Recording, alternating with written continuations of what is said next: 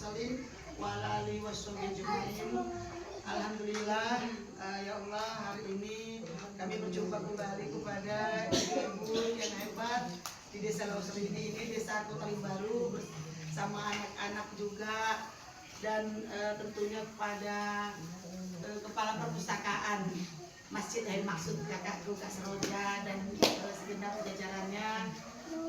Kami dari Merapi Sumatera Utara insya Allah tetap semangat.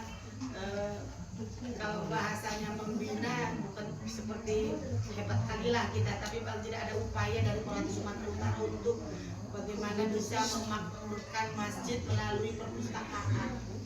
Nah, itulah upaya kita, dan insya Allah ini menjadi jalan insya Allah ini menjadi jalan kemudahan lah untuk mencapai tujuan. Dan selanjutnya salawat dan salam kita selalu ucapkan, kita selalu hadiahkan kepada Nabi besar Muhammad SAW. Berselawat Allahumma sholli ala sayyidina Muhammad wa ala sayyidina Muhammad.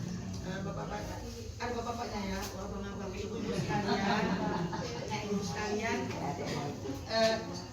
ini saya nggak banyak, cuman tapi kawan-kawan Perhati pernah saya ceritakan.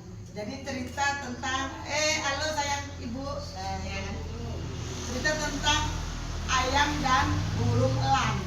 Udah pernah ya? Nah, jadi kira-kira Bu, jenis unggas yang paling hebat itu apa namanya? Siapa? Elang. Burung elang ya kan Bu? Yang paling raja unggas lah kita bilang ya. Nah, jadi Dek, suatu saat pernah elang bertelur.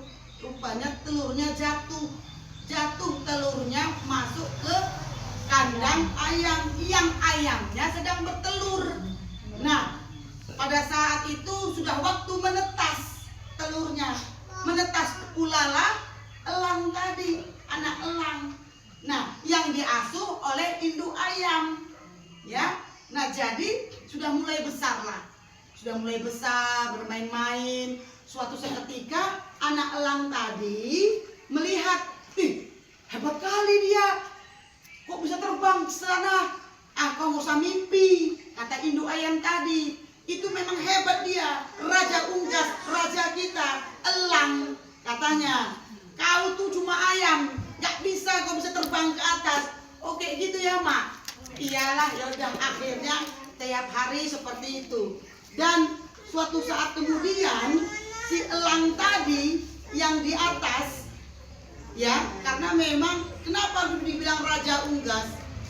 Karena dia terbang nggak perlu ada banyak kawannya, sendiri itu cukup. Kita tengok burung-burung yang lain, ya, kalau terbang seperti berbentuk F dia ya. Nah, artinya apa? Itu saling berkelompok agar supaya tidak jadi sasaran hewan yang lain, gitu ya, mangsa yang lain. Tapi kalau elang dia hanya sendiri saja. Itulah tadi raja unggas di udara, ya. Nah, jadi melihat dia tadi, kok kayak macam seperti bangsaku, kata si elang. Akhirnya apa? Elang tadi turun ke bawah, terus bilang, hai, engkau itu elang, bukan ayam, kata si elang. Enggak, aku ayam kok.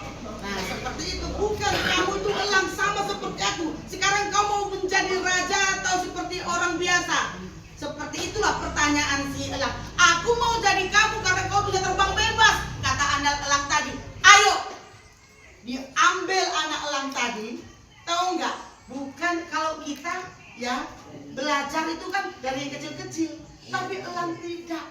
Elang itu kalau memang mau hebat, mau besar, terbangnya langsung ke atas. Dicari tebing yang paling tinggi. Bukan tebang yang kecil dulu lah, yang meningkat, nggak kayak gitu. Langsung yang paling tertinggi tebing tadi. Disitulah dilatih anak elang tadi, dan di situ dicampakkan, dilemparkan sama elang yang besar tadi.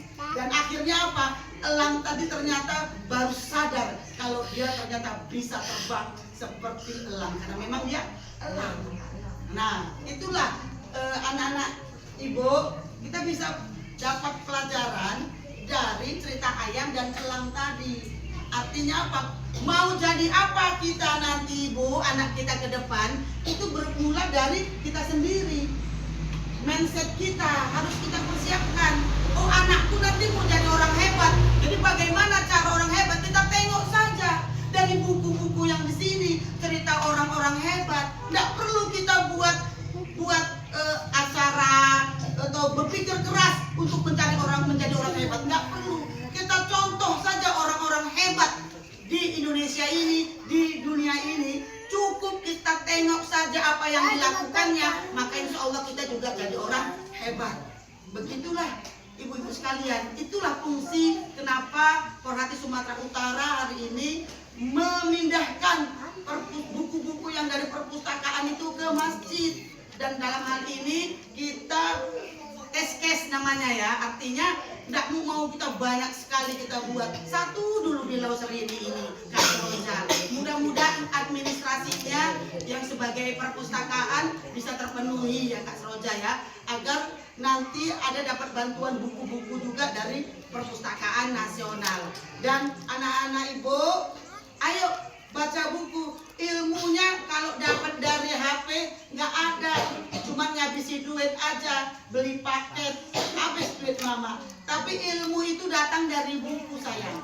Baca buku saja. Sebelum sholat maghrib baca buku, habis sholat maghrib baca buku. Udah pulang pasti senang mama. Kalau perlu ya kan ibu-ibu sekalian, kalau yang ke masjid ya, ini kan anak kita, masa depan kita juga Bapak Ibu sekalian ya. Maka kalau ke masjid, nah ini ada uang 1.000, masukkan ke celenganmu. Ada perangsang, ada ada motivasinya, sehingga anak-anak kita hadir datang ke masjid dalam rangka membaca buku dan sholat memakmurkan masjid. Setuju gitu ibu-ibu? Iya ibu-ibu, nggak apa-apa bapak-bapaknya nggak di sini. Kenapa? Karena memang ibu-ibu itu adalah yang negara, iya kan? Nah yang bisa yang matangkan. Nah yang artinya apa, Bu? Sumber kehidupan itu dari rahim kita, Bu. Sumber kehidupan. Artinya kehidupan akan berlanjut itu di tangan ibu-ibu. 80% kecerdasan anak-anak kita itu diwariskan dari ibu-ibu. Nah, artinya ibu-ibu itu harus cerdas. Harus cerdas. Agar apa anak-anak kita baik itu laki-laki maupun perempuan cerdas nantinya. Ya, Bu ya. Nah, mudah-mudahan agak keras suaraku sedikit nggak apa-apa ya, karena nggak ada. Sorry, bukan maksudnya marah, ini tidak semangat. Jadi kawan-kawan sekalian, terima kasih kepada Porhati Sumatera Utara yang tetap semangat membina membersamai Kakak Roja, Kak Pita Wahyuni, semoga selalu sehat. Pada kemudian kakakku dan Bang Nanang selalu setia dalam membersamai aktivitas Kak Pita, begitu juga kakak-kakak yang lain.